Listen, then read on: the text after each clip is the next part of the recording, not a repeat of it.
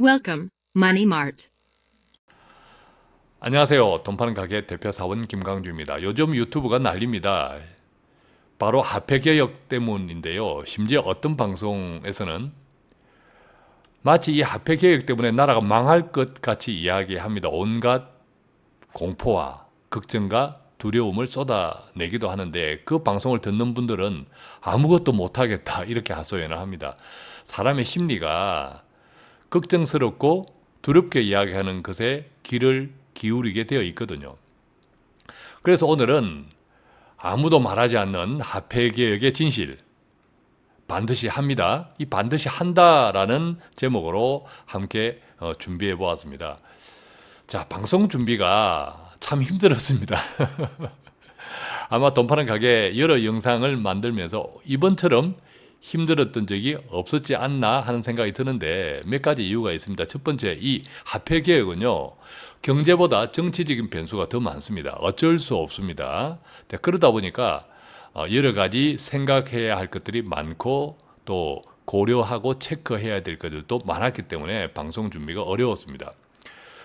두 번째는요, 어느 누구도 어떤 언론도 기본적인 정보, 즉 원론적인 정보 이상의 진실은 말하지 않았습니다. 제 판단에는 그랬죠. 그래서 꼭 좀 말씀을 드려야겠다 이런 생각을 했고요. 세 번째는 누군가 언젠가는 반드시 이 화폐 개혁을 할 수밖에 없습니다. 당위성이죠. 그러니까 우리는 준비가 필요하겠죠. 그럼 이것을 어떻게 준비해야 할까? 이제 그런 생각들이 들었죠. 후유증이 클 수밖에 없습니다.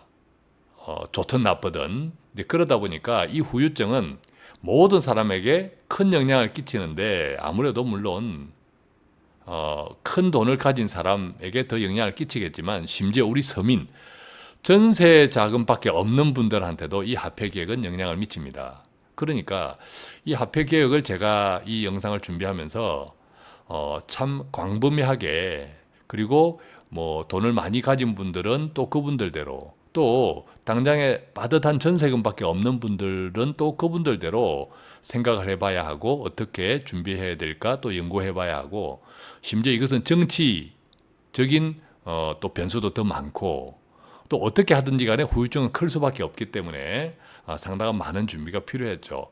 또 방송 준비가 힘들었던 다른 이유는요, 제 본업이 유튜브 방송이 아니기 때문입니다. 아시는 분들 다 아시겠지만 제 오랜 고객들도 이 방송을 계속 구독하시는 분들, 저는 이 유튜브 방송을 하기 위해서 하는 것이 아니라 제 고객분들과 함께 공부하는 목적입니다. 투자 근육을 성장시키기 위한 목적이죠. 저도 물론 많이 배우고 있지만 유튜브 방송을 준비하는 과정에서 그렇기 때문에 이 유튜브 방송만 주구장창 준비할 수가 없죠. 그래서 제 본업인 고객분들의 자산 관리, 어떻게 하면 돈을 조금 더 불릴 수 있을까, 그런 일에 충실하면서 틈틈이 이 준비를 하다 보니까 방송이 준비가 참 많이 어려웠습니다. 우선 이 기본적으로 알아야 될 것들 좀 체크해 보겠습니다. 화폐 개혁은 불확실성이 매우 큽니다. 할지 안 할지, 그리고 한다면 언제 할지, 어떻게 할지, 그 영향이 클지 작을지 아무도 모른다는 사실이죠. 따라서 이 불확실성을 기준으로 당장의 재테크를 고민할 필요는 없습니다. 분명히 이것은 화폐 개혁은 너무 불확실합니다. 그런데 우리 앞에, 눈앞에 확실한 것들도 많습니다. 예를 들면 부족한 당장의 노후 준비는 화폐 개혁을 하든 안 하든 지금 해야 하는 거죠.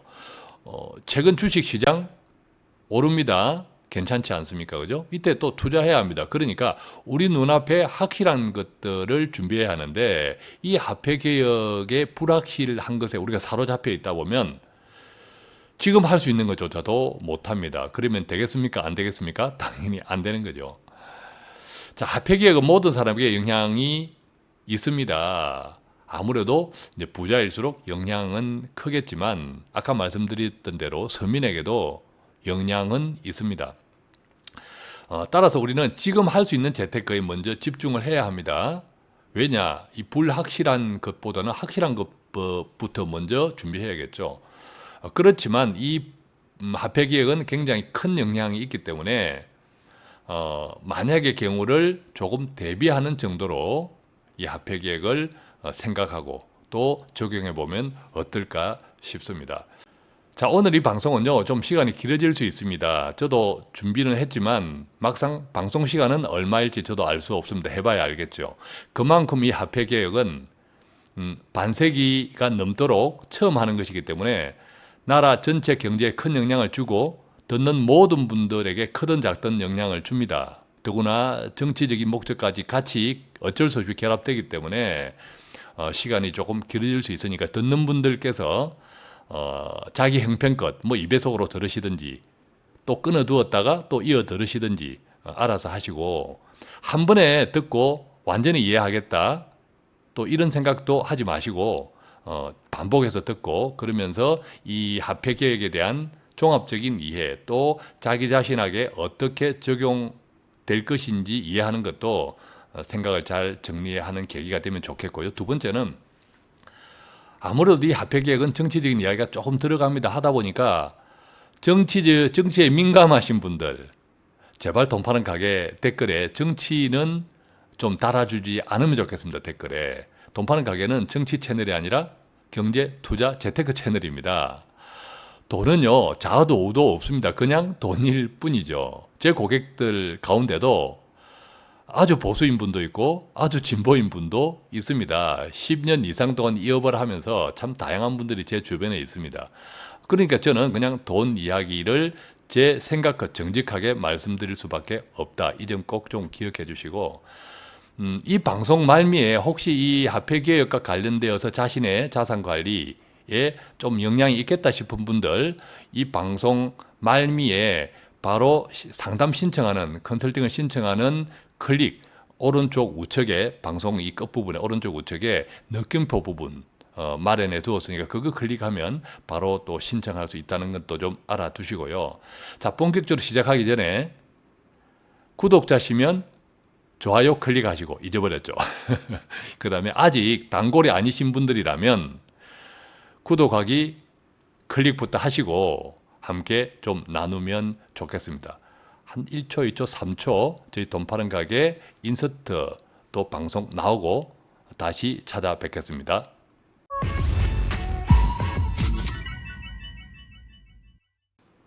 자, 아무도 말하지 않는 화폐 개혁의 진실 반드시 합니다. 우선 화폐 개혁 관련 발언 일지부터 한번 체크해 보겠습니다. 3월 25일 날이었죠. 이주열 한은 총재가 국회 재정위원회 업무 보고에서 지금 여당 민주당의 이원욱 의원의 질의에 대한 답을 하는 형식으로 이렇게 이야기했습니다. 지금은 리디노미네이션을 단행할 여건이 갖추어져 있으며 한국은행도 모든 준비가 되어 있다. 이게요, 너무 분명하게 이야기해서 이게 확인이 된 겁니다. 답변을 너무 분명하게 했습니다. 그러니까 뭔가 지금 하려고 하지 않는가, 이런 이제 의구심을 가지게 된 거죠. 덩달아서 4월 5일입니다. 박성 전 한은 총재입니다. 이 박성 전 한은 총재는 2004년 노무현 대통령 정부 시절이었는데 그때 화폐 개혁을 할 뻔했습니다. 거의 뭐 할 뻔했다가 아무래도 그때는 이제 노무현 정부 부동산하고 전쟁할 때죠. 그래서 이 부동산 상승에 영향을 주겠다, 경제에 좀 불안하다 해서 멈췄죠. 그 뒤로도 이 박성 전 한은 총재는 계속 그때 못한 것이 참 천추의 한이다 이렇게 했다고 하는데, 마침 후배죠, 이주열 지금 현재 하는 총재가 분명하게 이야기하니까 옳다 됐다 싶어서 바로 지금은 화폐개혁 적기다 이런 이야기를 하면서 심지어 용비 어천가적 수준의 발언, 지금 현재 문 대통령이 화폐개혁을 하면 역사에 길이 남는 대통령이 될 것이라는 표현까지 했습니다. 바로 그런데 태클이 들어왔습니다. 누구냐 하면 4월 9일이었죠. 김광두 국가미래원장 연구원장인데, 이 국가미래연구원은 정부단체가 아니라 민간단체입니다. 끼리끼리 단체입니다. 사단법인이죠. 뜻을 같이 하는 사람들이 하나 이제 법인을 만든 겁니다. 이 국가미래연구원은. 또 이 김광두 원장은 원래 진보가 아니고 보수 쪽입니다. 그래서 문재인 정부가 출범했던 2017년도에 경제 정책 자문협의회죠.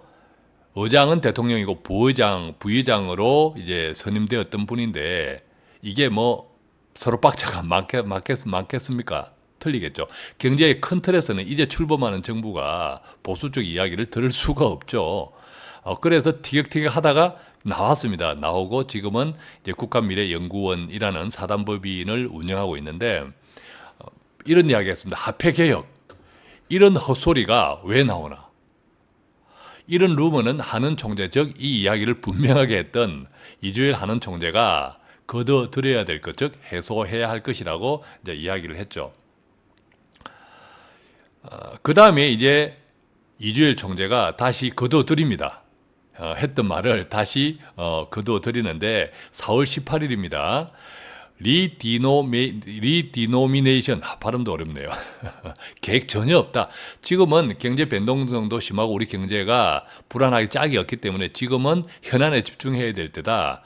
뭐 가까운 시일 내에 시행할 준비 마음 전혀 없다. 이렇게 해서 선을 확 그었습니다.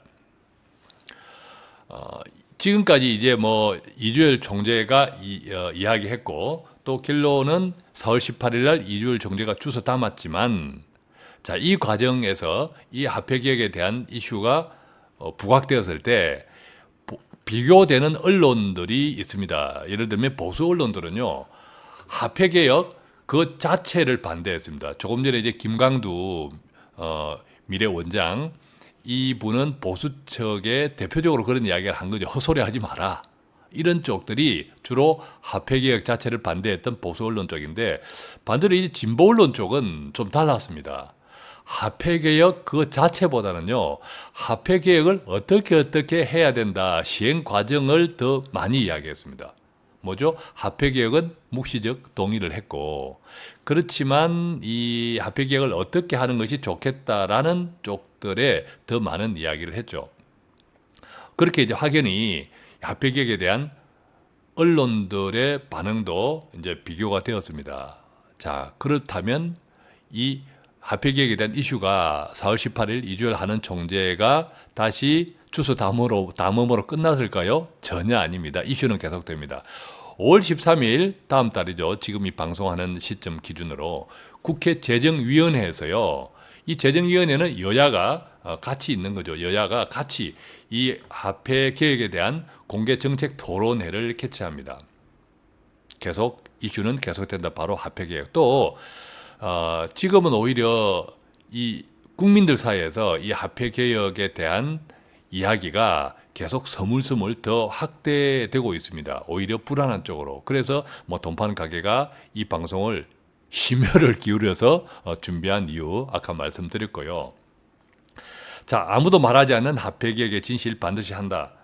우선은 이 화폐개혁의 기회와 위험을 한번 짚어보겠습니다.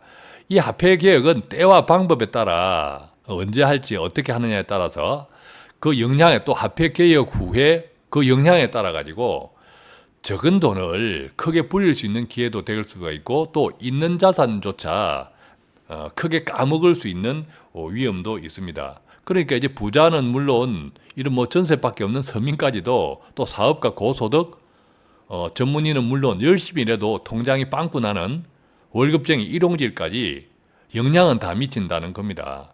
뭐 꼭 뭐 나한테 들어오는 돈 또 내가 투자하는 돈뿐만 아니라 우리가 다 이런 경제, 기업, 장사 이런 쪽들에 다 영향을 미친다. 이런 이야기입니다. 그래서 우리가 이 화폐개혁에 대해서는 진실을 꼭 알아야 하는 이유이기도 합니다. 자, 화폐개혁의 본질을 한번 보겠습니다. 화폐개혁의 본질은요, 반세기 이상 화폐개혁 하지 않는 전 세계 유일한 국가가 바로 대한민국입니다. 반세기 이상. 자, 실질적으로 1962년 두 번째 화폐개혁 한 다음 이후 지금까지 올해 기준으로 57년인데 이 57년 동안 단 한 번도 못했습니다. 왜 그랬을까요? 왜 반세기 넘도록 대한민국은 전 세계 유일한 국가로 화폐개혁을 하지 않은 나라로 남아있을까요? 바로 이것이 경제적 필요는 있지만 정치적 부담이 굉장히 크기 때문입니다. 이 화폐개혁이. 역설적으로 이야기하면 1962년 이후의 한국 정치 단 한 번도 안정되지 못했다는 뜻이기도 합니다. 자, 그러니까 이 화폐개혁은 명분은 분명히 경제입니다. 경제지만 그 본질은 고도의 정치 행위일 수밖에 없다. 이해하시겠습니까? 그것이 바로 1962년 이후 57년 동안 한 번도 이 화폐개혁을 못한 가장 결정적인 이유였습니다. 그런데 저는 이제 화폐개혁에 아무도 말하지 않는 진실, 반드시 한다고 이야기했죠. 반드시 합니다. 그런데 왜 할까? 경제적인 명분은 분명하지만 정치적인 목적은 어떤 것이 있을까? 이것도 알아야 되고, 또 두 번째, 한다면 언제 할까? 대단히 중요하죠. 세 번째, 어떻게 할까? 어떤 방법을 할까? 그리고 정작 우리는 무엇을 어떻게 준비해야 할까? 이것들이 이제 굉장히 중요하겠죠. 자, 먼저 용어에 대한 이해부터 해보겠습니다. 자, 리디노미네이션, 그죠? 리디노미네이션. 이게 화폐 단위 변경에 따른 이제 영문입니다. 자, 이것하고 화폐 개혁은 어떻게 다를까라는 거죠. 결론적으로 이 화폐 개혁일 수밖에 없습니다. 자, 리디노미네이션은 순수하게 그냥 화폐 단위를 변경하는 겁니다. 그 화폐가 가지고 있는 실질적인 구매력, 예를 들면 지금 1,000원, 만원, 100만 원 같으면 이 100만 원으로 살 수 있는 구매력은 그대로 유지한 채 단지 단위만 바뀌는 것이죠. 이게 순수하게 이야기하면. 그런데 이것이 개혁이기는 어렵죠. 그런데 개혁입니다. 왜냐하면 제가 한 5가지로 정리해 보았는데, 먼저 익숙함과의 결별입니다. 무려 반세기가 넘는 57년 동안 화폐 개혁을 하지 않았습니다. 올해 2019년을 기준으로 보면요. 지금까지 우리는 만원, 10만원, 100만원, 1000만원 이런 단위로 57년 동안 써오고 있습니다. 그런데 이게 이제 바뀝니다. 심지어 1000대1로 바뀔 때 원이 아니라 환으로 바꿔야 된다, 이런 이야기도 있죠. 그러니까 그동안에 우리가 익숙했던 옷을 벗어야 되는 거죠. 이게 개혁이라는 거죠. 두 번째는요, 단순하게 신권과 국권을 교환하는 것이 아닙니다. 액면 단위의 변경이 불가피합니다. 최소 100대1. 그러니까 100만 원을 만 원으로, 만약 환으로 한다면 지금의 100만 원을 1만 환으로 이렇게 바뀌고, 또 1000대1로 하면 지금의 1000만 원이 1만 환이 되겠죠. 한으로 한다면.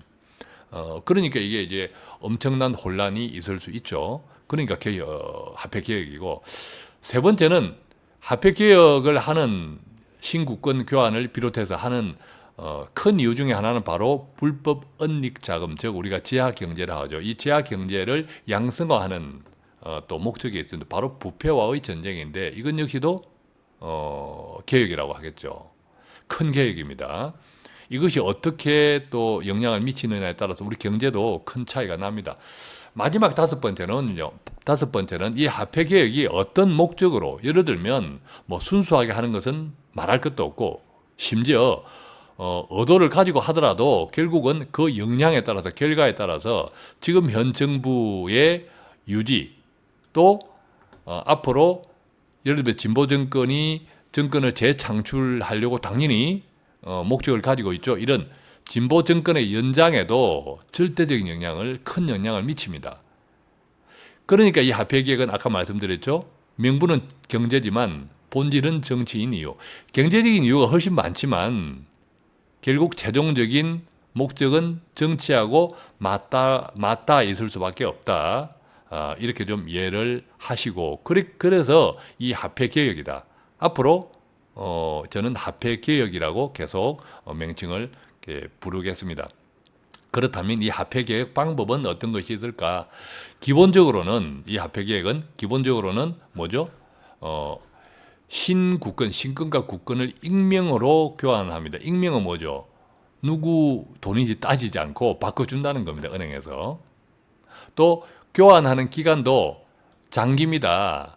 한 달 안에 교환해라가 아니라 1년, 10년이 아니라 10년, 20년, 심지어 영구일 수도 있습니다. 또한 신권과 국권을 동시에 사용하는 것도 상당히 오랜 기간, 심지어 또 영구죠. 유럽 좀 그러고 있지 않습니까? 유럽 가보면 유로화도 쓰지만 그 나라의 자국 화폐도 씁니다. 같이 쓰고 있죠.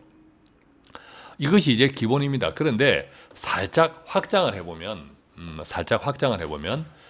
자, 신국권의 기명 교환, 즉 이름표를 닫다, 이렇게 생각해 볼 수 있겠죠. 그러면 어떤 것이 또 생각될 수 있나요? 그 돈 어디서 나왔어? 이 자금 출처 조사하고 연결될 수 있고, 심지어 벌금을 먹이거나 세금을 부과할 수도 있습니다. 더 확장해 볼까요? 더 확장하면 세무조사를 할 수도 있고요. 심지어 은닉자금에 대한, 불법 은닉자금에 대한 형사처벌도 할 수 있습니다. 자, 이것이 화폐개혁의 이런 순수, 기본, 그 다음에 확장, 조금씩 비틀어 나가면, 자, 이런 많은 방법들을 생각할 수 있다는 거죠. 즉, 결국 목적에 따라서 쓰는 카드는 다르겠죠. 어쨌든 화폐개혁을 하면 어떤 긍정적인 또 기대 효과와 부작용이 있을까요? 한번 살펴보면요. 거래가 간편해집니다. 물론 지금 우리가 뭐 카드로 많이 쓰지만 또 현금을 거래하는 경우가 많지 않습니까? 여전히. 아무래도 이제 화폐 단위가 축소가 되면 간편해지죠. 또 물가 안정에도 좀 기여를, 화폐 가치, 물가 안정에도 기여를 할 수 있습니다. 실제로 이 화폐 개혁을 했던 나라들 가운데 인플레이션을 잡기 위해서, 특히 하이퍼 인플레이션, 특히나 이런 뭐 베네수엘라 같은 경우에는 그 목적으로 화폐 개혁을 하게 됐습니다. 예를 들면 우리가 57년 동안 지금의 화폐를 계속 쓰다 보니까 돈 가치가 굉장히 부풀려졌잖아요. 이게 바로 인플레이션, 화폐 가치 하락이죠. 따라서 이것을 이제 다운사이징하면, 크게 다운사이징하면 이제 물가가 그만큼 화폐 가치에 따른 거품이 줄어들면서 이제 물가도 안정될 수 있다. 이제 이런 이야기입니다. 당연히 이제 지하 경제 양성화가 되면 지하에 있는 돈이 이제 음지에 있던 돈이 나오면 그 돈이 어디에 쓰겠습니까? 뭘 부동산을 사든 하여간 소비에 쓰겠죠. 소비 촉진이 되겠고 경제가 조금 활성화된다는 거죠. 아무래도 이제 부패가 완전히 없어지지는 않습니다. 자본주의에서는. 미국도 그죠? 그래서 부패가 감소되겠죠. 또 대외 위상이 강화됩니다. 부패도 감소되고 또 뭐죠? 지금 뭐 우리가 원달러 한 줄에 4자리 숫자를 가진 나라는 후진국 몇 개 나라 빼고 우리나라가 유일하다고 하는데 선진국에는 아예 없죠. 그러다 보니까 조금 이제 화폐 단위 변경을 해서 예를 들면 1000대 1로 하면 한 자리 숫자 우리도 환율이 되죠. 그런 등등의 이제 대외 위상 강화가 있고 세수 증가, 아무래도 이제 불법 자금이 나오고 등등 하면 세금도 증가하겠죠. 그것들이 다 이제 소비 활동에 쓰인다고 하면 꼭 불법 자금에 대한 세금을 매기고 벌금을 매기고 이래서가 아니라 그래야 할 수도 있겠지만 어쨌든 이제 불법 자금, 음지에 있던 자금들이 많이 양지로 나오면 그만큼 경제가 활발해지면서 또 세금도 증가할 수 있겠죠. 내수 경기 부양에 대한 이야기합니다. 한 5조 원 정도 영향이 있다고 하는데 이게 무슨 뜻이냐면 화폐 개혁을 하면 돈도 바꿔야 되고 새로 찍어야 되고, 즉 이 ATM기 이거 다 바꿔야 되잖아요. 그 과정에서 경제가 부양되는 것이 경기 부양 효과가 한 5조 원 정도 된다고 합니다. 반대로 어떤 부작용이 있을까요? 부작용도 많습니다. 그럼 단위 변경이 심할수록 예를 들면 1000대 1로 한다고 하면 이게 물가 상승 우려도 있다는 거죠. 예를 들면 지금 3,800원 하는 과자 한 봉지가 이 1000대 1로 축소하면 3.8원이 되는데 3.8원이 되는 것이 아니라 바로 그냥 4원으로 우수리를 얹어서 4원으로 인상할 수도 있겠죠. 또 어떤 이게 집이나 금이나 달러 이런 실물자산 또는 안전자산이 상승할 수도 있습니다. 왜냐? 지금도 이제 우리가 그런 걱정들, 그래야 되지 않냐라는 걸 하죠. 금을 사야 될까? 달러를 사야 될까? 돈이 있는 분들은 부동산을 사야 될까? 바로 이 현금 같은 화폐 개혁과 동시에 현금이 불안해지니까 단지 이제 그쪽으로 상승 또는 잘 관리가 안 되면 폭등이 될 수도 있는 거죠. 상당히 우리 경제에 또 나쁜 영향을 주겠죠. 이게 이제 물가 상승. 자, 그렇게 되면 자칫 사회 정치적인 혼란이 가중될 수도 있겠죠. 그죠? 자, 이런 것들이 바로 우리가 생각해 볼 수 있는 부작용들입니다. 그런데 한국의 화폐 개혁은 기대 효과가 클까요? 부작용이 클까요? 기대 효과는 잘 모르겠지만 부작용이 높을 수 있는 개연성, 가능성이 큽니다. 그 이유는요. 천천히 뒤에서 조금 종합적으로 설명드리도록 하겠습니다. 돈 파는 가게를 구독하는 당신은 정말 멋쟁이입니다. 자, 그렇다면요. 우리는 화폐개혁이 왜 필요할까요? 우선은 형식적 필요가 있습니다. 저는 이제 한국의 화폐개혁이 왜 필요한지 세 가지를 정리할 건데, 형식적 필요, 근본적 필요, 그리고 최종적 필요. 우선은 형식적 필요입니다. 앞서 말씀드린 대로 화폐 단위 거품이 제거되어야겠죠. 대외 위상도 정대합니다. 아까 환율이 네 자리 숫자를 가진 나라는 우리나라 OECD에서 유일하다고 합니다. 게다가 외국에 나가보면 우리나라 화폐가 좀 큽니다. 달러나 유로화 등등은 사이즈가 적죠. 후진국조차도요, 다 돈이 작아요. 근데 우리나라 돈은 커요. 왠지 폼이 좀 안 나죠. 이런 등등이 이제 화폐 단위 거품 제거하는 형식적인 필요가 있고, 또 아무래도 이제 국민 실생활에 편리성도 있겠죠. 지금 우리가 뭐 이런 10원 거의 뭐 사용하지 않습니다. 그죠? 카페에 가보면요, 이렇게 이렇게 메뉴 가격에 표시가 되어 있죠. 3.5, 5.9. 이게 무슨 뜻인지 다 아시죠? 3.5, 3,500원, 5.0, 5,000원. 심지어는 많은 단위도 5.0 이렇게 표현한 데도 있습니다. 5만 원이란 뜻이죠. 그러니까 이미 카페에는 화폐 개혁이 진즉 시행되고 있다. 그렇게 이해해도 좋을 듯 합니다. 세 번째는 이제 재정 운용 효율성 측면에 있습니다. 즉 동그라미가 감소되는 건데, 우리나라 금융자산 규모가 지금 현재 한 1경 5천조 원이라고 합니다. 우리나라의 금융자산 규모가. 근데 1경 5천조 원을 숫자로 적어보면 동그라미가 무려 16개입니다. 지금 제가 이제 한번 적어보았지만 동그라미가 16개입니다. 세다가 잊어버립니다. 이게 이제 재정 운용 효율성. 우리나라 지금 한 해 예산만 하더라도 뭐 500조, 그죠? 가까이 되죠. 그렇다면 이게 뭐 계속 몇 년 지나면 계속 이제 세수는 늘어나고 재정은 또 늘어나기 때문에 1000조, 뭐 1경 이런 금융자산 규모 전체로 볼 때는 상당히 재정 운용에 또 뭐 재정 기획부 이런 등등에서 노트를 할 때 또 장부를 정리할 때 상당히 불편하다. 예를 들면 1962년도 우리가 화폐 개혁 그 박정희 대통령 정권 시절에 그때 GDP가 우리나라의 명목상 총소득이 3,658억 원이었다고 하는데, 지금은요 2018년 지난해 기준으로 무려 1,782조. 그때 기준보다 무려 4,874배, 72배나 성장을 했다고 합니다. 그동안에 우리가 거품이 엄청 쌓였다는 거죠.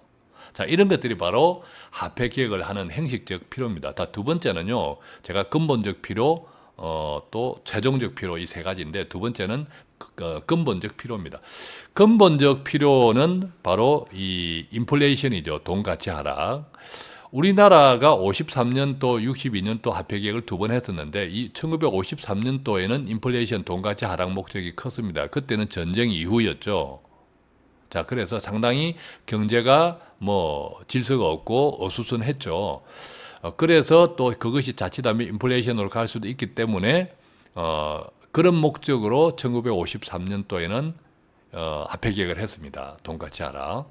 또 부패와 위조 지폐 방지의 목적이죠. 지금도 우리가 이제 뭐 57년 동안 화폐 개혁을 하지 않았으므로 돈에 굉장히 거품이 끼어 있는 거죠. 두 번째, 이제 부패와 위조 지폐 방지, 뭐 당연한 이야기고요. 지하 자금의 양성화를 통해서 소비를 촉진시킬 수 있죠.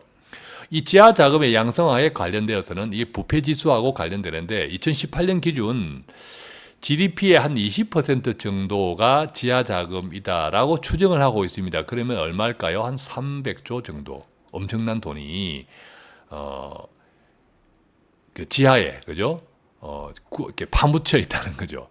은닉 자금, 음성 자금으로. 이것들이 우리 경제에 밝은 데 나와서 경제에 윤활유 역할을 하면 상당히 큰 영향을 주겠죠. 이것들이 이제 투자 자금 소비 촉진이 될 수 있다는 거죠.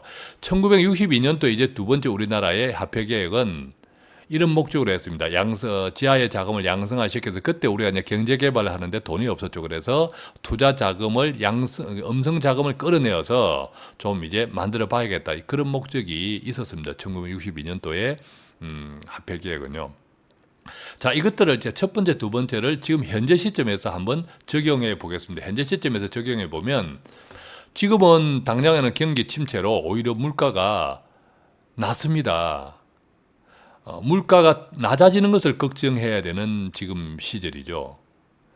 그래서 이 화폐 개혁을 하는 근본적인 이유 중에 하나, 즉 인플레이션, 지금 당장의 인플레이션은 걱정이 없으니까 우리나라한테 해당이 안 되는 거니까 바로 이 화폐 개혁을 하는 근본적인 목적 가운데 두 번째, 세 번째, 즉 부패, 그 다음에 지하 경제 양성화 쪽에 우리는 큰 목적, 경제적인 이유 필요가 있다, 이렇게 해석을 할 수 있겠고, 자, 첫 번째 행식적인 필요, 두 번째 근본적 필요, 마지막 세 번째는요, 이게 중요합니다. 최종적 필요는 정치 헤게몬입니다. 이게 바로 이제 현 정권 유지, 또 앞으로 차기 진보 정권의 재창출, 이거 연장하고 관계되어 있는 거죠. 자, 이것을 오해하지 말기 바랍니다. 이 정치 헤게몬이라 해서 불순한, 나쁜 이런 것이 아니라 결국 이 화폐 개혁의 영향은 이 정권에 영향을 줍니다. 유지 또는 연장에 영향을 준다는 뜻입니다. 그렇기 때문에 이 최종적인 필요에 대한 선택은 정치 몫일 수밖에 없다는 거죠. 자, 이 지점에서 우리가 첫 번째, 두 번째, 세 번째의 필요를 종합해서 볼 때 짝퉁 선진국이라는 것을 좀 기억해 보면 좋겠습니다. 짝퉁 선진국이 바로 이제 한국의 현실인데, 우리는 외형 기준으로는 우리나라는 선진국입니다. 겉보기에는 선진국이라는 거죠. 정말 대단한 대한민국입니다. 예를 들어 보면요, 무역액, 그 다음에 시가총액, 우리나라 주식 시가총액, 외화 보유액 세계 8입니다. 상당한 선진국이죠. 세계 8번째 나라라니까요, 경제적으로. 자, 국민소득, 총소득도 12등이고요.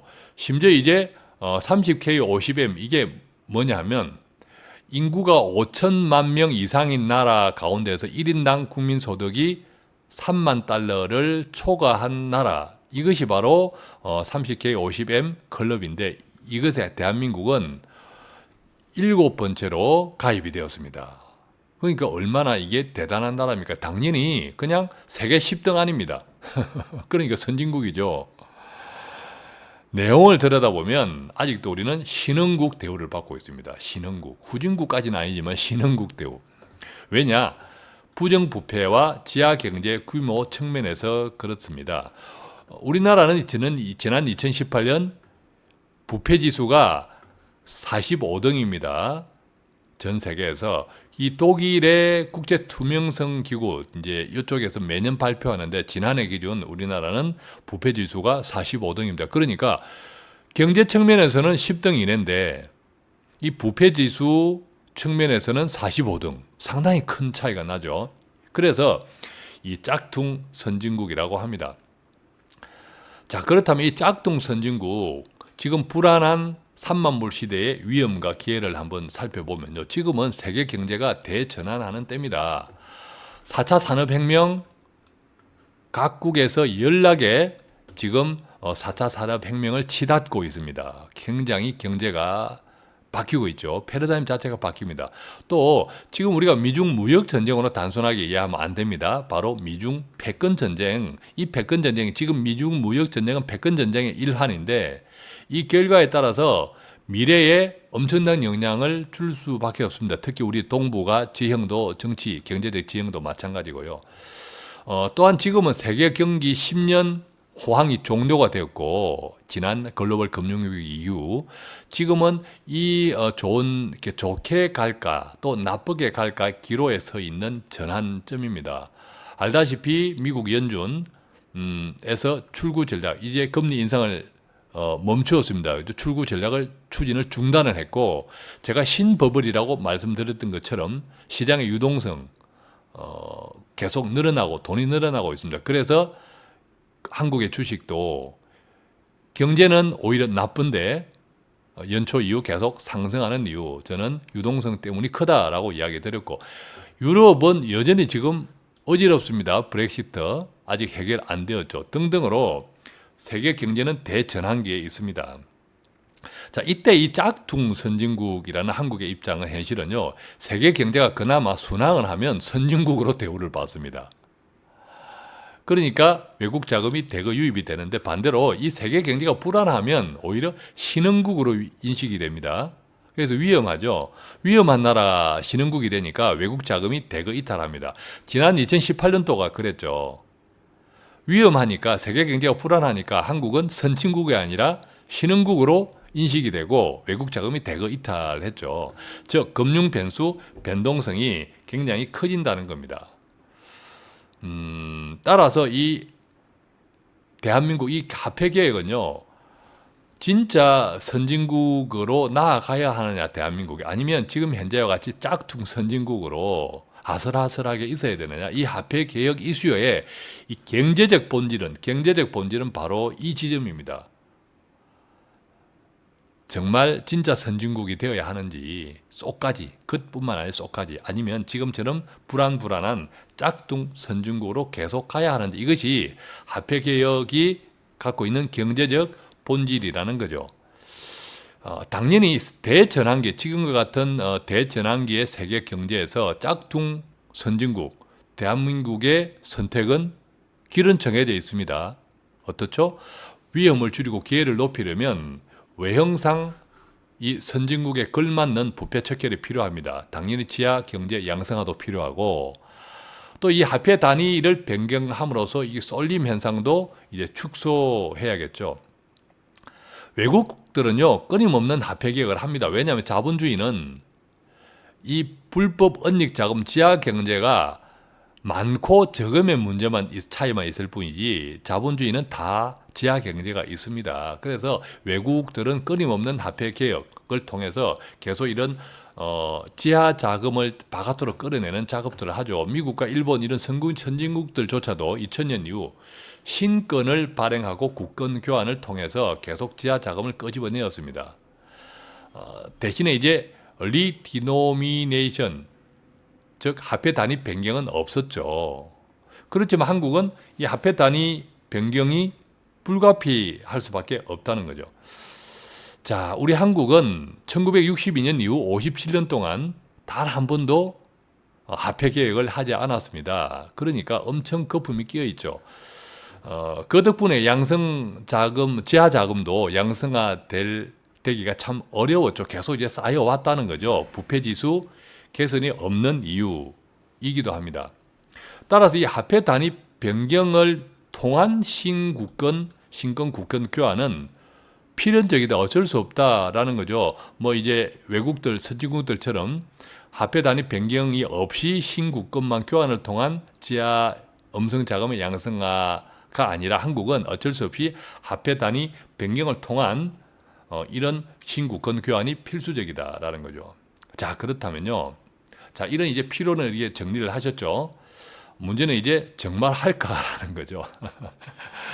여러분들은 어떻게 생각하세요? 서두에서 말씀드렸지만 화폐 개혁 정말 할까? 반드시 합니다.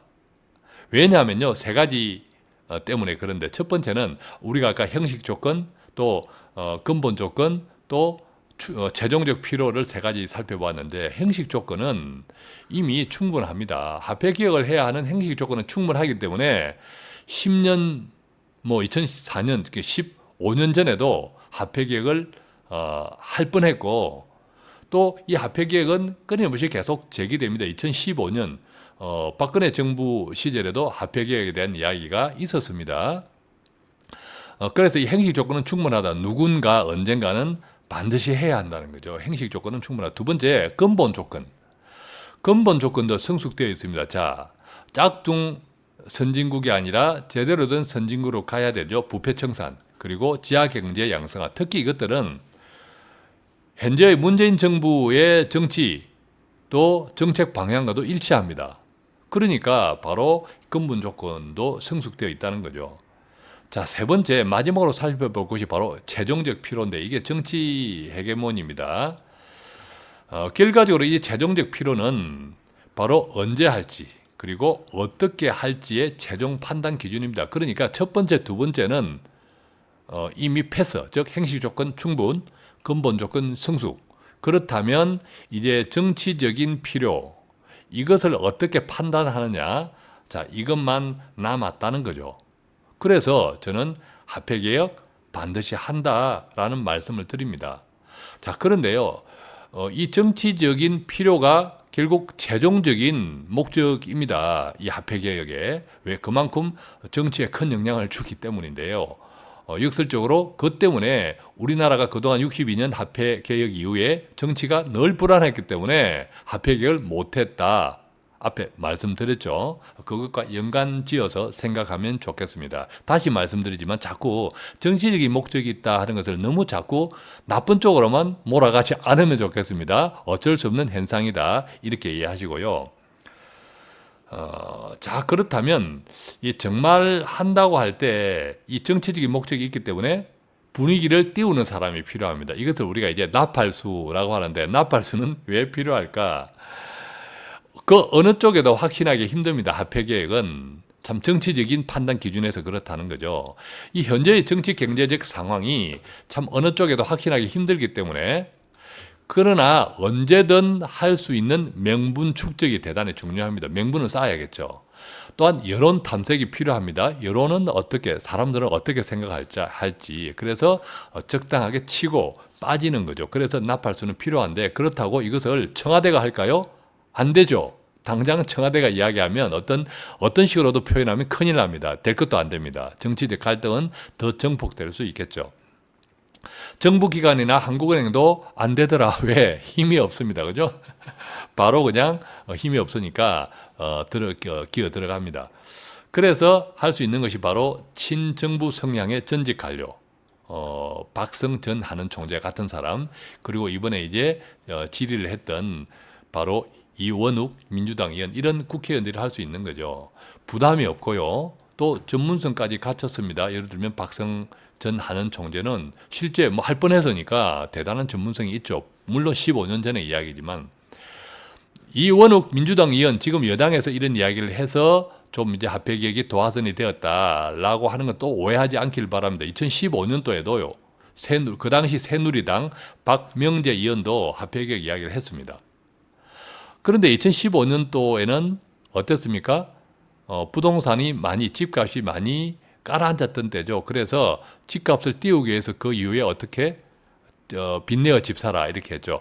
자, 화폐개혁을 2015년도 그 당시 새누리당 여당 쪽 박명재 의원이 내었다 이야기했던 것도요. 화폐개혁의 부작용 중에 하나가 실물자산 집값 상승입니다. 그 효과도 감안해서 2015년도에 화폐개혁 이야기를 했던 거죠. 그런데 빚내어 집 사다 보니까 부동산이 그때부터 이제 상당히 이제 올랐죠. 그래서 화폐개혁이 쑥 들어간 겁니다. 그래서 결론적으로는 이 나팔수들이 이렇게 필요했다. 어느 정부에든 상관없이 여당 쪽에서 항상 필요했다는 거죠. 자, 결과를 분석해 보겠습니다. 결과를 정리하면 아까 제가 이 화폐개혁에 대한 보수 언론과 진보 언론의 서로 다른 이 색깔도 이야기한 것처럼 이렇게 한 바퀴 쑥 둘러보았더니 결과를 분석하면, 자, 명분은 충분히 축적되었습니다. 경제적 필요가 있다는, 그 다음에 여론도 이제 탐색했습니다. 그리고 적당히 치고 이제 빠졌네요.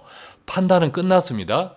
바로 최종적인 결정, 정치적인 결정, 즉 방아쇠만 남았다는 거죠. 이해하셨습니까? 자, 그렇다면, 그래서 제가 이 화폐개혁은 반드시 한다라고 말씀드린 겁니다. 그렇다면 이제 무엇을 살펴봐야 할까요? 바로 언제 할까?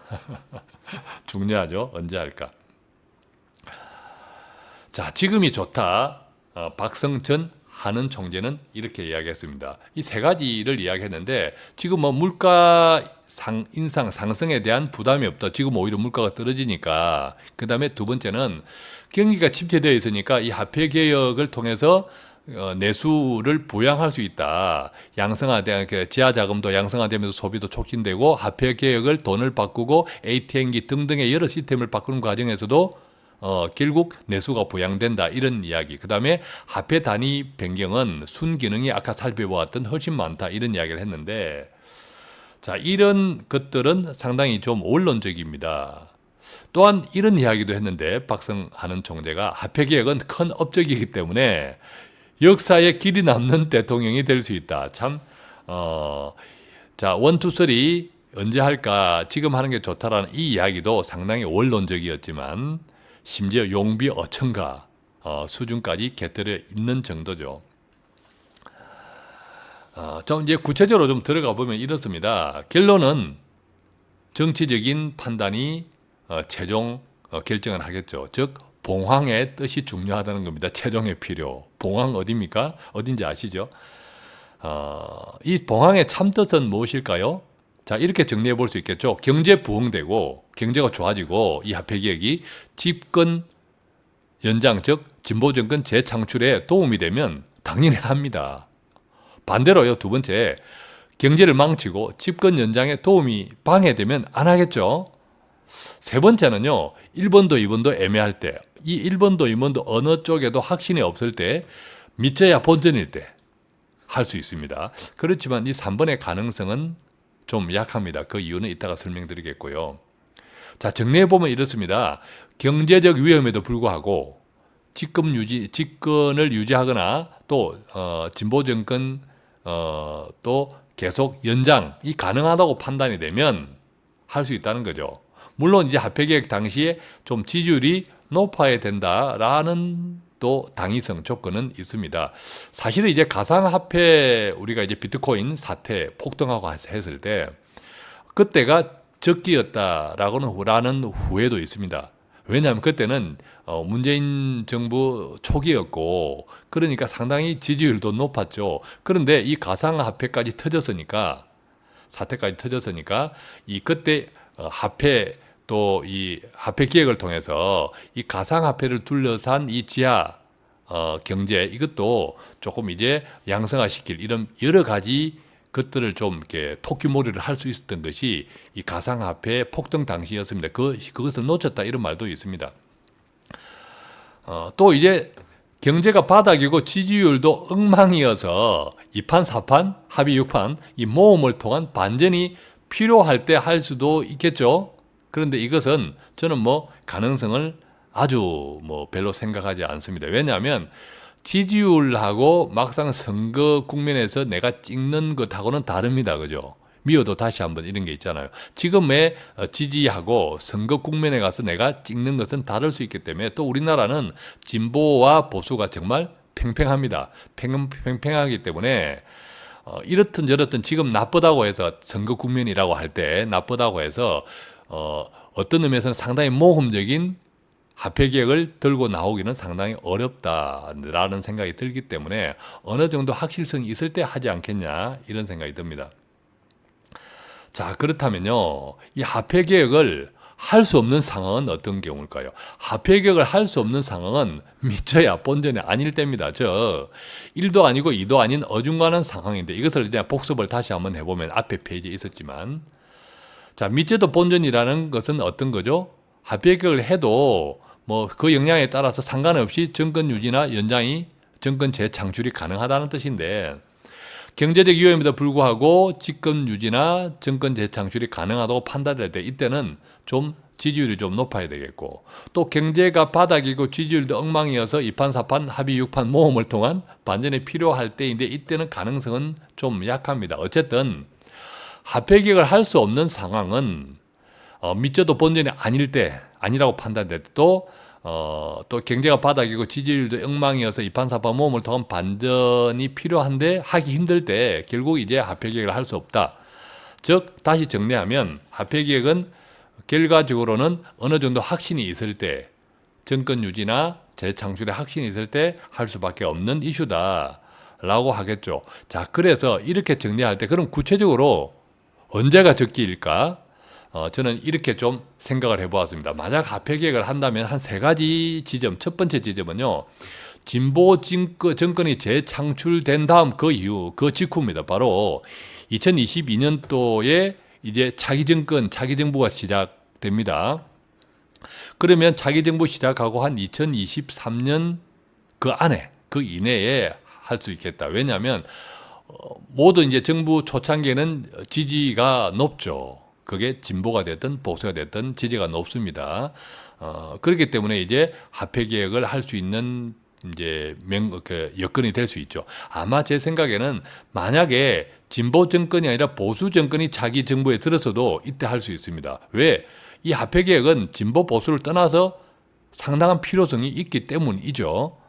그래서 그렇게 한다면 차기 정부 초창기일 가능성이 높다. 두 번째는 오히려 저는 이쪽에 이제 유력하게 보는 건데 2022년 대통령 선거 직전입니다. 그러니까 2021년이죠. 이때 할 개연성이 높다. 왜냐하면 설령 차기가 진보에서 재집권을 한다 하더라도 대통령은 다르죠. 즉 우리가 옛날에 우리가 전두환 노무현 정부 시절을 보면 노무현 대통령이 전두환 대통령 말 들었다 안 들었다 안 들었죠. 즉 같은 진보 정권이라고 하더라도 말은 속내는 서로 다를 수 있다는 거죠. 따라서 이미 지금 이 화폐개혁의 하두를 띄었다는 것은 지금 문재인 정부에서 할 수도 있고 하면 좋겠다. 내용이 좋다면, 결과가 좋다면 그런 마음을 품고 있다고 보기 때문에 가능하면 이 정부에서 한다는 거죠. 그랬을 때는 2022년 대통령 선거 직전에 2021년이 저는 유력하다고 보는데 다만 내년 2020년 총선 결과에 영향이 있지 않을까 그런 생각을 해봅니다. 그러겠죠. 자, 세 번째 가능성은 요거는 뭐 높지 않습니다. 내년 2020년 국회의원 선거 직전입니다. 바로 올해죠.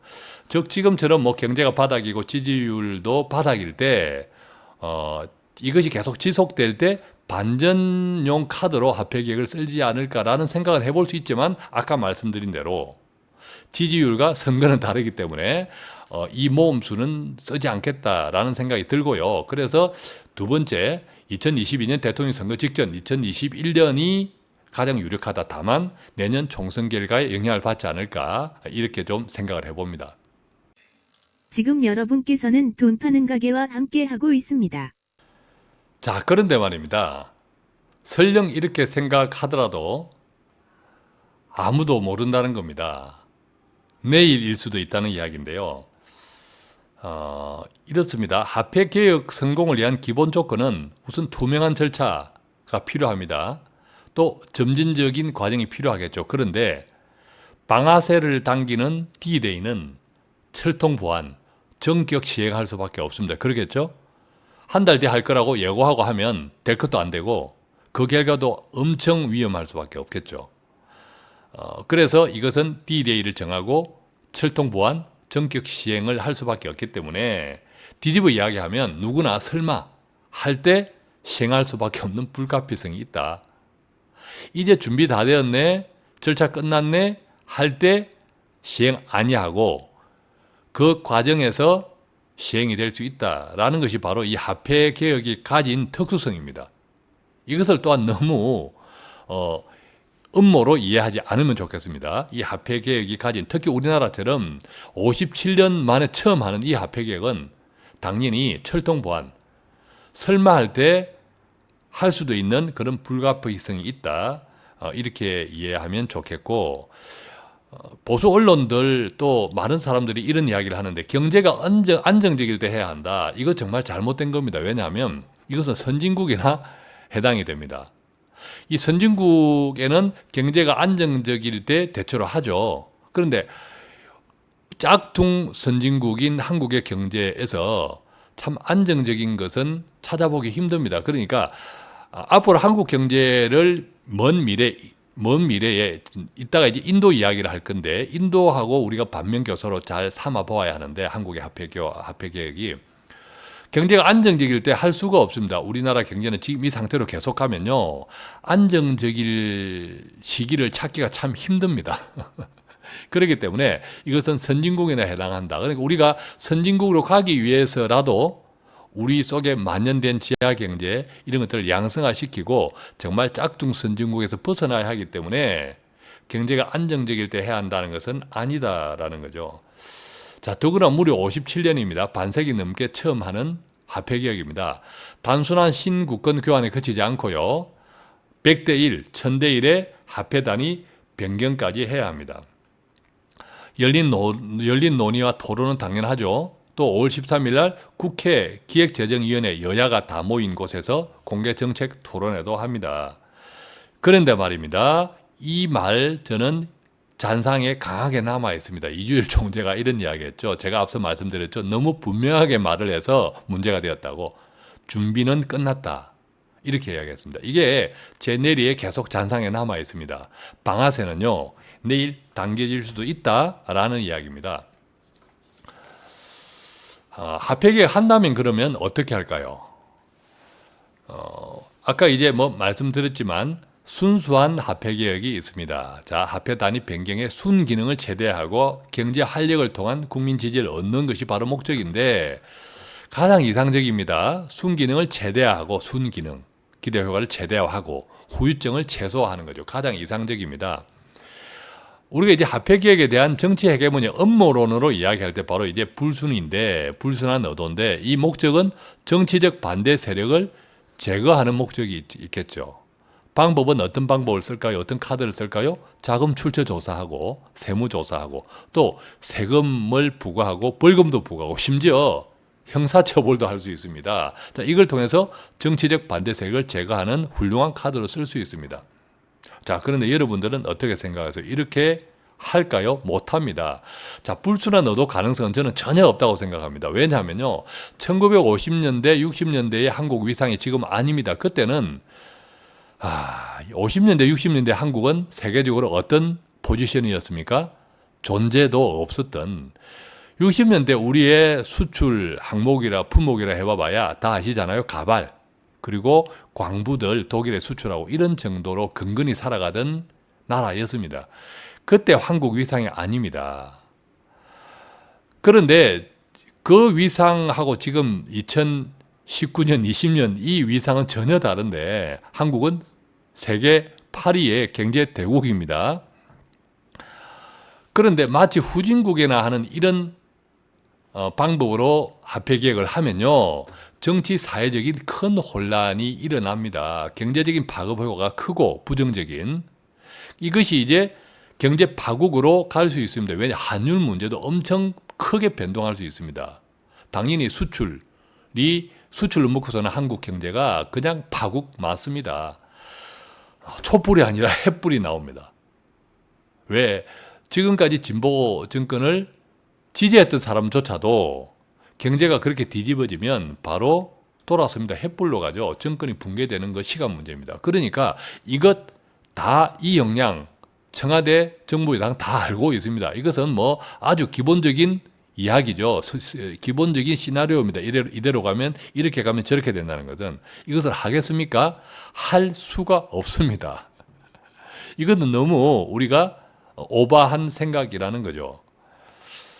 자, 이 현실적 문제는요, 오히려 정부가 어떤 현실적 문제를 가지고 있냐면 이게 아니라 불순하게 어떤 정치적인 반대 세력 제거 이게 아니라 이렇게 순수하게 하더라도 그렇게 순수하게 시행하더라도 이게 부작용이 심하면 오히려 민심 위반이 되면서 정권이 교체될 수 있습니다. 차기 선거에서 정권이 바뀔 수 있다는 거죠. 이것이 오히려 정부가 더 크게 이제 고민하는 지점이라는 거죠. 물론 이제 부작용에 대한 당연하게 순수하게 해도 부작용이 있습니다. 제가 이제 앞단에서 그런 이야기 드렸죠. 한국의 합폐계획은 부작용이 클 가능성이 높다. 그 이유는 이따가 말씀드린다고 했는데 바로 지금부터 말씀드리는 겁니다. 왜 한국의 합폐계획은 부작용이 클 가능성이 높을까? 첫째, 이 합폐계획의 성공 여부의 지렛대는요, 경제도 사실은 정치도 아닙니다. 성공 여부의 지렛대는 국민 신뢰입니다. 못 믿는 사회에서는 어떤 계획도 정책도 잘 통하지 않습니다. 못 믿으니까 무슨 꿍꿍이 속에 있겠지. 우리 사적인 친구 관계, 가족 관계에서도 그렇지 않습니까? 그죠? 근데 정부는 더 크죠.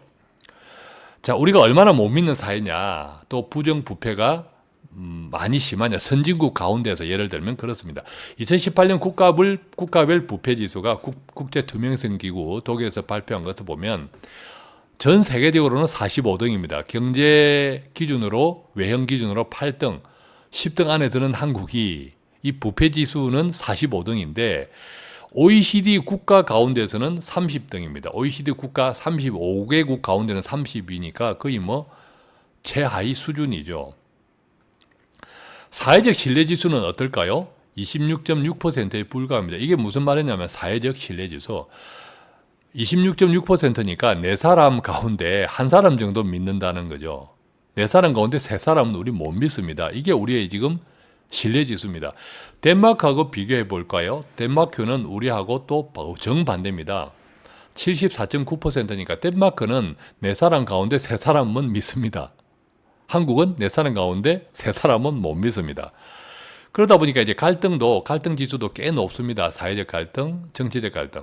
예를 들면 OECD 평균은 0.44입니다. 한국은 0.71이니까 거의 뭐 2배 가까이 되죠. OECD 평균이 0.44니까 평균보다 더 갈등 지수가 낮은 나라도 있습니다. 덴마크처럼. 그러니까 우리의 갈등 지수 0.71은 대단히 높은 지수라는 거죠. 이제 그러다 보니까 우리가 행복합니까? 라고 물어보면 돈이 많고 적음을 떠나서 행복하지 않다라고 답변하는 사람들이 많습니다. 이른바 행복순위인데요. 이 행복순위도 우리나라는 OECD 국가에서 29위입니다. 그러니까 뭐 거의 최하위 수준이죠.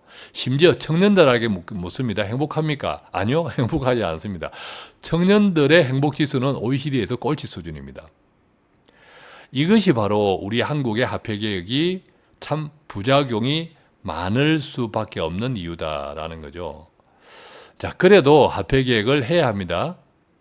해야 할 수밖에 없는 당위성이 큽니다. 언젠가 누구든 꼭 해야 한다는 거죠. 그래서 이 화폐개혁을 꼭 해야 한다면 이 화폐개혁이 기회일 수도 있고 위험일 수 있다는 거죠. 자, 그렇다면 이 화폐개혁 성공 가능성을 한번 살펴보겠습니다. 성공해야 하지 않습니까? 어차피 해야 한다면 우리 모두에게 좋아야죠. 화폐개혁 성공 가능성은 이 과거 다른 나라의 사례에서 한국형 모델을 좀 찾아볼 수 있는데요. 먼저 인도입니다. 인도 같은 경우는 2016년 11월 달에 했습니다. 목적은 지하 자금 양성화였습니다. 인도도 우리나라보다 훨씬 최소한 2배 이상의 부패 지수를 가지고 있습니다. 현금 거래 비중이 95% 이상입니다. 심지어 집을 사고 팔 때도 현금 다발을 들고 다니는 나라가 인도입니다. 그러니까 부패가 음성 자금이 많겠죠. 지하 경제. 이 인도는 굉장히 순수하게 하지 않았고 아주 충격적인 방법을 해서 예금 정지시켰고요. 또 세금도 부과하고 심지어 벌금도 내게 했습니다. 그 결과로 인도 경제가 엄청나게 충격에 빠졌습니다. 주식도 확 꼬꾸라졌고요. 그런데 이 점이 정말 중요합니다. 딱 3개월 후에 인도 주가는 그 전의 수준을 회복했습니다. 3개월밖에 안 걸렸다는 거죠. 또 그렇게 한번 부패를 지수를 낮추다 보니까 지하 자금들이 양성화되면서 장기 인도의 경쟁력이 상승했습니다. 2018년 이후 인도 경제는 그래서 고고 싱싱을 하고 있습니다. 자, 이런 내용들이 한국 정부에서 많이 주목하고 있는 지점일 수 있습니다. 인도의 이 화폐 개혁의 D가 어떻게 되었는지. 반대로 이제 터키와 이제 베네수엘라를 살펴보겠는데, 이 터키와 베네수엘라는 이 목적은 하이퍼 인플레이션이었습니다. 엄청나게 인플레이션이 심했죠. 돈 가치가 엄청나게 이제 하락했죠. 그래서 이제 신국권을 이제 돈을 바꿉니다. 동시 사용하게 하면서 또 상당히 순수성은 유지합니다. 그러니까 앞에 인도처럼 이런 극단적인 방법을 쓰지 않고 아주 순수성을 유지하면서 돈만 교환했죠. 또 이제 터키 같은 경우는 10만 대 1, 베네수엘라는 100만 대 1로 우리가 지금 100대 1, 1000대 1 수준보다 훨씬 엄청난 화폐 단위 변경을 했습니다. 하이퍼 인플레이션에 탈출하기 위해서. 그 결과 터키는 물가를 확 잡았습니다. 그런데 반대로 베네수엘라는 더 미궁에 빠졌죠. 베네수엘라 지금 알지 않습니까? 햄버거 하나 사 먹는데 집 한 채 값을 들고 가야 합니다. 베네수엘라가 실패했던 것은 장기 집권을 위한 급진적인 화폐 개혁을 했다는 거죠. 장기 집권 정치적인 헤게모니 목적이 강했습니다. 자, 그래서 실패했다는 거죠. 자, 인도와 특히 베네수엘라를 비교해 보면 우리 한국 정부에서 화폐 개혁에 어떤 목적에 욕심을 내는지. 자, 인도겠죠. 지하 자금 양성을 했고 장기 경쟁력을 상승을 했고 2018년 이후 고고생생합니다. 그 덕분에. 그런데 인도가 썼던 이 충격적인 요법은 못 쓰겠죠. 한국 정부에서. 왜냐하면 이 베네수엘라를 보면 이 정치적인 장기 집권에 악용이 되니까 오히려 더 크게 실패했던 이런 사례도 있다라는 거죠. 자, 이제 세 번째는 유럽을 한번 살펴보겠습니다. 유럽은 유로화가 이제 유로 단일 경제로 되면서 유로화는 1999년도 1월 1일부터 유로화는 출범했는데 그 이후 한 3년 정도 실제 시중에서 통용되지는 않고 그 장부상 화폐로만 유로화가 통용되다가 2002년도 3년이 지난 2002년 1월 1일부터 이제 화폐로서 비로소 통용이 되었는데 목적은 당연히 뭐 단일 경제, 그죠? 유로화를 쓰자라는 거죠. 그래서 신국권을 교환했는데 아주 순수하게 했습니다. 지금도 뭐 유럽에 가면 그 나라의 화폐와 유로화를 동시에 쓰죠. 자국 화폐 동시 사용하고 뭐 계속 무기한 교환을 이제 했죠. 그래서 유럽에는 화폐 이 개혁에 대한 영향이 뭐 거의 없다라고 이렇게 뭐 정리할 수 있습니다. 자, 여기에서 우리가 첫 번째, 두 번째 사례에서 살펴봤지만 그렇다면 한국은 어떻게 갈까요? 자, 화폐 개혁의 목적은 인도와 비슷합니다만 그렇지만 인도하고 같은 방법을 결코 가져갈 수 없는 게 부패 지수는 인도가 한국보다 월등히 높습니다. 그러니까 한국은 인도에 비하면 부패는 훨씬 좋다는 거죠. 그러니까 인도의 방법을 가져갈 필요도 없고 그래서는 안 되죠. 또 현금 거래 비중에서 보면 인도는 무려 98% 정도가 현금으로 쓴다고 합니다. 그러니까 집을 살 때도 현금 뭉치를 싸들고 가고 한국은 2018년 기준으로 비교해 보면 한국의 가계 지출 가운데 현금 비중은 32.1%에 불과합니다. 3분의 1도 안 되는 거죠. 나머지는 카드 또는 뭐 송금 이런 정도로 다 우리가 집 살 때 전세 자금도 현금 다발 안 들고 가잖아요. 자동이체 송금을 하죠. 그렇기 때문에 이 인도와 목적은 비슷할 수 있지만 방법은 크게 다를 수밖에 없다. 인도하고 많이 다르기 때문이죠. 그렇다고 유럽처럼 우리가 선진국도 아닙니다. 그러니까 유럽처럼 그렇게 할 수도 없죠. 또 특히나 베네수엘라처럼 하이퍼 인플레이션도 아니에요. 자, 그래서 결론입니다. 이 세 가지의 그 다른 나라들의 사례들을 우리나라에 적용하고 뺄 것 빼고 더할 것 더해보면 저는 결론 이렇게 말씀드릴 수 있습니다. 한국의 선택. 인도를 사랑하지만 인도하고 살지는 않습니다. 즉 유럽과 동거한다. 사랑하는 사람 따로 있고 결혼하는 사람 따로 있고 동거하는 사람 따로 있을 수도 있죠. 자, 인도를 사랑한다는 것은 바로 인도의 그 여러 가지 목적 중에서 지하 자금 양성화 그리고 결과적으로 부패 지수가 향상되면서 경쟁력도 좋아지고 경제에 좋은 영향을 줬죠. 이것은 기대할 만하죠. 그렇지만 인도와 다르기 때문에 인도의 방법은 쓸 수 없는데 유럽의 방법이 좋죠. 아주 순수한 이런 교환 방식 좋은데 또 그렇다고 해서 유럽과 똑같이 갈 수는 없습니다. 왜냐하면 우리는 유럽이 아니기 때문에 즉 선진국이 아니기 때문에 쏙 알맹이까지 선진국이 아니기 때문에 유럽과 결혼할 수는 없습니다. 유럽과 동거하는 정도. 자, 그래서 인도를 사랑하지만 유럽과 동거하는 수준 이것이 한국의 화폐개혁 방향에 대한 내용이 아닐까. 자, 그렇게 좀 생각을 해봅니다. 자, 모든 것이 불확실한 화폐개혁입니다. 그렇다면 우리는 어떻게 대비해야 할까요? 이 점이 결국 가장 중요하겠죠. 모든 것이 불확실한 화폐개혁 우리는 어떻게 대비할까? 먼저 확실한 것이 하나가 있다. 이것은 꼭 기억하면 좋겠습니다. 어떤 것이 확실할까요? 현금 보유자는 불리하다. 이것은 확실하죠. 그런데 이 현금 보유가 불리하다는 것이 뭐 1, 2천만 원 가지고 있다. 예를 들면 그것이 크게 불리할 것까지는 아닌 것 같고 아무래도 자산가들 뭐 수억의 현금이 있다. 이것은 조금 불리하겠죠. 정도는 차이가 난다라는 거죠. 자, 전세금도 현금이다라는 사실도 좀 기억하면 좋겠습니다. 자, 전세금도 현금입니다. 예를 들면 우리가 전세 계약을 하고 2년 뒤에 전세 자금을 뺄 때 이자가 늘어납니까? 그렇지 않죠? 만약 2억 원으로 전세를 걸었다면 2년 뒤에는 2억만 찾아옵니다. 현금이라는 거죠. 그죠? 그런데 그 기간 동안에 화폐 개혁이 일어나면 현금 가치에 영향을 받으면 그만큼 손해일 수밖에 없다는 거죠. 채권을 가진 채권 보유자들도 아무래도 인플레이션이 조금 있다고 보면 화폐 개혁 이후에 채권 보유자들도 아무래도 채권 가치가 떨어지겠죠. 좀 불리할 수 있겠습니다. 그죠? 이것들을 정리해 보면 어떻게 대비할까? 크게 원투쓰리를 정리해 보면 이렇습니다. 자산 분산입니다. 순수하게 화폐 개혁을 해도 파급 효과가 있기 때문에 역량은 천차만별이기 때문에 좀 자산이 분산 필요하다. 그러면 자산을 어떻게 분산할까? 실물 자산, 부동산, 또 달러 자산, 이런 등등. 또 지분 자산. 지분 자산은 뭐죠? 기업의 이제 주식을 사는 거죠. 주식에 투자하거나 지금 우리가 어떤 상장 기업에 주식 투자를 하는 것도 일종의 지분 투자입니다. 이런 것도 이제 현금이 아니죠. 지분 투자를 하는 주식을 가지고 있으면. 또 기타, 이따가 말씀드리겠지만 몇 가지를 생각해 볼 수 있겠고. 자, 이 화폐 개혁, 특히 지하 경제에 관계되어 있는 분들, 어두운 돈. 이것을 어떻게 할까요?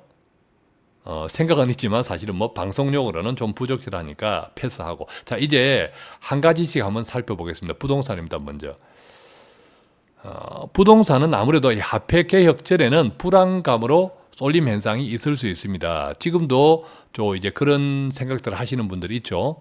부동산이 화폐 개혁하면 오른다고 하는데 부동산을 좀 사둘까 이런 분들 있습니다. 화폐 개혁 전에 이 불안감으로 부동산 쏠림 현상이 있을 수 있고, 그래서 어떤 의미에서는 이 화폐 개혁을 빨리 해야 합니다. 한다면. 왜냐? 계속 화폐 개혁 이슈는 한번 나와 있고 이게 시중에서 계속 확대 재생산되면 화폐 개혁에 좋은 성공적인 결과에 나쁜 영향을 미치기 때문이죠. 자, 어쨌든 이 화폐 개혁 후 화폐 개혁을 하게 되면 부동산은 어떻게 될까? 만약에 1000대1로 화폐 단위 변경을 한다면 만약에 9억 원 아파트가 단돈 90만 원이 되네. 와, 싸다라고 생각하는 착시 현상이 단기간에 생길 수 있죠.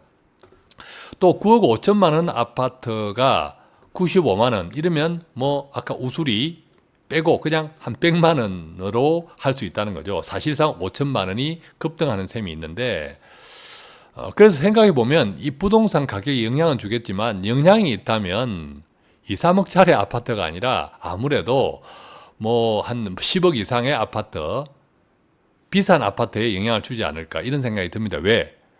화폐 개혁은 부자들에게 더 큰 영향이 있기 때문에 이 돈이 많은 분들이 부동산을 움직이면 아무래도 큰 아파트들이죠. 적은 아파트들보다는. 그래서 부동산에 영향을 준다고 하면 상대적으로 비싼 아파트에 더 영향을 많이 주지 않을까 이런 생각을 합니다. 그런데 이제 전반적으로 좀 길게 보면요. 당장의 착시 현상은 있을 수 있겠지만 부동산 가격이 갑자기 싸졌네 이런 월급이 똑같습니다.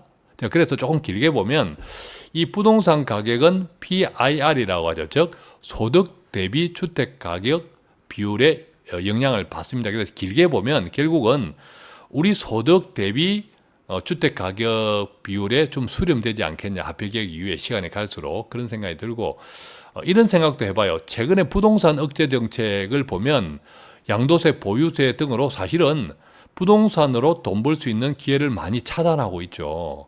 또 우리가 부동산에 섣불리 지금 아파트 같은 데 들어가면 거래 비용 많습니다. 양도세도 있고 또 보유세도 있고 또 거래하는 동안에 여러 가지 수수료 문제 또 지등록세 이런 문제들도 있죠. 그렇기 때문에 이 한 번 들어가면 상당한 이익을 거두어야 되는데 빨리 빠져나오려고 하면 이익을 벌었다 하더라도 세금 문제가 있고 쉽지 않습니다. 그러는 사이에 다시 부동산이 시간이 지나면서 다운사이징 다시 또 제자리를 찾으면 자칫하면 올가미에 빠질 수 있는 우려도 있다라는 거죠. 그래서 저는 최근에 이런 정부에서 부동산에 대한 억제 정책 계속 나왔지 않습니까? 이런 것들이 어떤 의미에서는 화폐 개혁을 염두에 두었고 이 화폐 개혁을 위한 복선이 있지 않았나 그런 생각도 사실은 해보게 됩니다. 돈 파는 가게 단골이 되시면 매일매일 신선한 돈 되는 정보가 배달됩니다. 다음으로는 이제 다른 자산 어떻게 분산할지 한번 살펴보면요. 다른 실물 자산, 뭐 금, 이런 또 달러화 자산들도 있겠죠. 그리고 지분 자산도 있습니다. 주식에 직접 투자할 때 그건 현금이 아닙니다. 지분 증권이라고 하죠. 또 비상장 기업, 벤처 기업 같은데 이런 또 지분 투자도 가능하다고 보고요. 네 번째는 전세금입니다. 전세금은 현금입니다. 그런데 내가 지금 당장에 처분할 수 있는 현금보다 불리한 현금이죠. 왜냐하면 전세 기간 동안 잠겨 있는 돈이기 때문입니다. 따라서 총 여유 자금과 좀 적당한 비율이 고려되면 좋지 않을까 생각이 듭니다. 예를 들어 볼게요.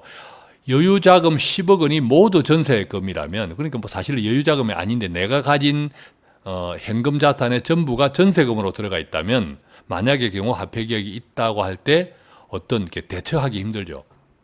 그 돈은 잠겨 있습니다. 전세 계약 끝날 때까지. 그때 좀 고민이 필요하지 않을까. 반대로 전세 10억짜리 살고 있는데 10억 정도의 다른 현금성 자산이 있다라고 하는 것은 괜찮습니다. 그죠? 적절하게 오히려 분배가 되어 있다고 보는 거죠. 그렇지 않다면 전세 자금에 너무 큰 돈이 묻혀 있고 다른 유동성 자산이 많이 부족하다면 적당하게 전세자금 대출 등등을 통해서 여유자금을 확보하는 것도 괜찮지 않을까라는 생각을 조심스럽게 전해드리고, 그런데 이제 전세자금 대출이 뭐 1, 2억 정도로 그 정도 규모인데 이것을 또 전세자금 대출로 해서 현금화 시켜 놓는다? 그까지는 저는 안 하면 좋겠습니다. 현금화 시켰을 때 이것이 뭐 화폐 개혁으로 인해서 얼마나 큰 영향을 줄지, 또 그것이 너무 큰 영향을 준다는 자체가 화폐 개혁은 실패했기 때문이죠. 마지막으로 이제 살펴볼 것은 기타 자산인데 가상화폐입니다. 가상화폐를 여러분들은 실물 자산으로 보는지 현금은 아니죠.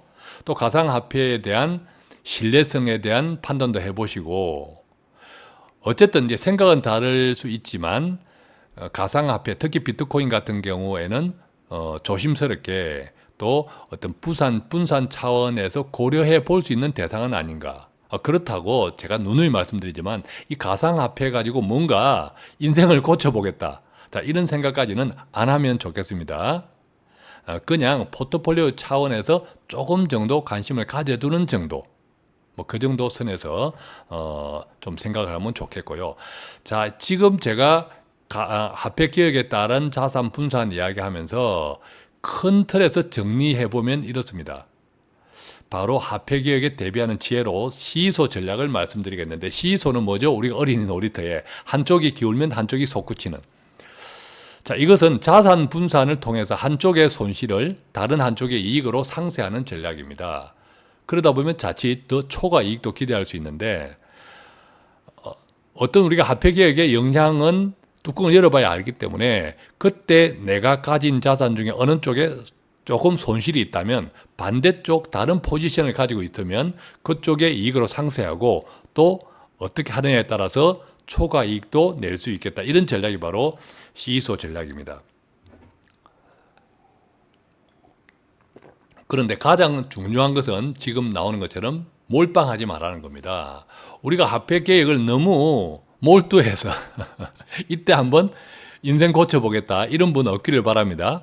그게 몰빵인데, 몰빵은 탐욕임과 동시에, 탐욕은 사람을 행복하게 못 만듭니다. 최대의 위험이기도 합니다. 그래서 꼭 분산이 중요하다, 적절한 분산이 중요하다 꼭 기억하시고, 아까 말씀드렸듯이, 시작에 할 때 말씀드렸듯이 이 방송 오른쪽 우측 상단에 보면 말미에 느낌표 그거 클릭하면 혹시 상담 컨설팅 필요하신 분들 신청할 수 있도록 되어 있기 때문에 그것도 이용하시면 좋겠습니다. 자, 화폐 개혁 아무도 말해주지 않는 진실 다시 한번 리마인더 해보겠습니다. 화폐 개혁은 불확실성이 매우 큽니다. 할지 안 할지, 한다면 언제 할지, 어떻게 할지, 그 영향이 클지 작을지 아무도 모릅니다. 따라서 불확실한 것을 기준으로 당장의 재테크를 고민할 필요는 없습니다. 눈앞에 확실한 것, 예를 들면 부족한 노후 준비는 화폐 개혁을 하든 안 하든 지금 해야 합니다. 화폐 개혁은 모든 사람에게 영향이 있습니다. 그러나 아무래도 돈이 많은 사람에게 영향은 더 크겠죠. 그래서 돈이 많다고 생각하시면 좀 준비를 하시는 게 좋은데, 그렇다고 그 화폐계약 불확실한 것에 우선순위를 두지는 마시라. 어떻게 해야 될까요? 지금 할 수 있는 재테크에 집중하면서 네 번째, 만약의 경우를 조금 대비하는 정도로 족하다. 그런 생각이 듭니다. 자, 오늘은 이렇게 아무도 말해주지 않는 화폐계약의 진실 반드시 한다라는 제목으로 말씀 나누어 보았는데 시간은 좀 길었겠지만 도움이 좀 되셨습니까? 이 이슈는 화폐계약은 정말 중요합니다. 그래서 이것을 어떻게 바라보고 구체적으로 어떻게 이해하고 또한 나에게 어떻게 적용해야 할지를 정리할 수 있다면 정말 앞으로 여러분들의 자산 관리에 큰 도움이 되리라고 생각을 합니다. 자, 돈 파는 가게 오늘도 조금이라도 유익한 정보를 배달해 드리기 위해서 최선을 다하고 있습니다. 구독하면 당연히 좋고요. 또 좋은 분들에게 공유하면 더욱 좋습니다. 간단한 질문들은 02-5360-153으로 전화 주셔도 되고요. 카카오톡 돈 파는 가게 플러스 친구 1대1 채팅창 이용해 주셔도 좋습니다. 자, 오늘 또 장시간 들어주셔서 감사하고 앞으로도 돈 파는 가게 더욱더 또 유익한 방송으로 항상 찾아뵙도록 곁에 있도록 하겠습니다. 고맙습니다.